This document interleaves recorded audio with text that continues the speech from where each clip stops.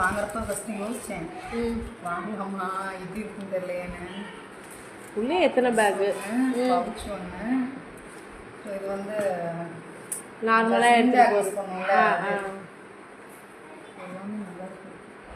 எவ்வளோ அமௌண்ட்? சூப்பராக இருக்குது. 7 இது ஷிப்பிங்கோடு சேர்த்து 750 முடிச்சு.